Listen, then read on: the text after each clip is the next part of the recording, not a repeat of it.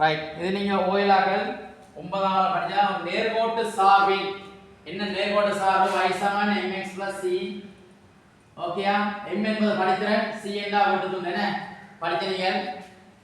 ஆகவே இரண்டு புள்ளிகள் ஆள்கூறுகள், அதாவது ஒரு வரைவுல ரெண்டு புள்ளி இல்ல, அந்த நேர்கோட்டு சார்புல ரெண்டு புள்ளி தான் சொன்னா அந்த ரெண்டு புள்ளியில ஆள்கூறுகள் தரப்படும் போது ஒரு ஆள்கூறுலே முன்னுக்கு வரது x ன்ற பெருமானம், பின்னுக்கு வரது y ன்ற பெருமானம், அது என்னவா இருந்தா அது மாறி போட்டாப்புல ஒரு ஆள்கூறுல முதலாவது இருக்கிற x ன்ற பெருமானம், பின்னாடி இருக்கிறது y ன்ற பெருமானம். சரியா?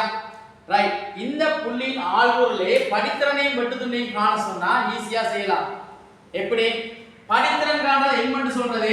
அப்ப m சமன் y1 - y2 இன் கீழ் x1 - x2. அதாவது y ன்ற பெருமானங்களுக்கு இடையிலான வித்தியாசத்தை x ன்ற பெருமானங்களுக்கு இடையிலான வித்தியாசம். ஓகேயா?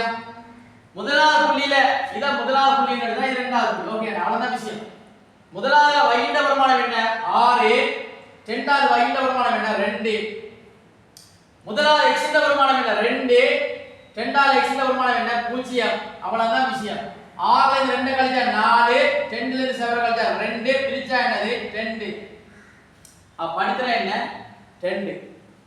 வெட்டுத்துண்டு நீங்க பயப்படுதவல, அதாவது x ன்ற பெருமானம் 0 இருக்கும்போது y ன்ற பெருமானம் என்னவோ அதான் வெட்டுத்துண்டு. அப்ப வெட்டுத்துண்டு என்ன? 2. x 0 இருக்கும்போது y ன்ற பெருமானம் என்ன இருக்கோ அதான் என்னது? வெட்டுத்துண்டு. ஆகவே c சமன் வெட்டுத்துண்டு என்ன? 2. ஆகவே இந்த நேர்கோட்டின் சார்பு அல்லது சமன்பாட்டை காண சொல்லி கேட்டால் y சமன் mx + c தான் இந்த சார்பின் சமன்பாடு. ஆகவே y சமன் படித்திறன் 2 என்று தெரியும். ஆக m க்கு பதிலா 2 போட்டா 2x + வெட்டுத்துண்டு 2 தான் என்ன? அப்ப 2. y சமன் 2x + 2 என்பது நேர்கோட்டின் சார்பு ஆகும். ஓகேயா? இது கூட 25 கேள்வியில ஒரு கேள்வியா கட்டாயம் வாருது. கவனமா விளங்கி படிச்சுக்கொள்ளுங்க. Thank you.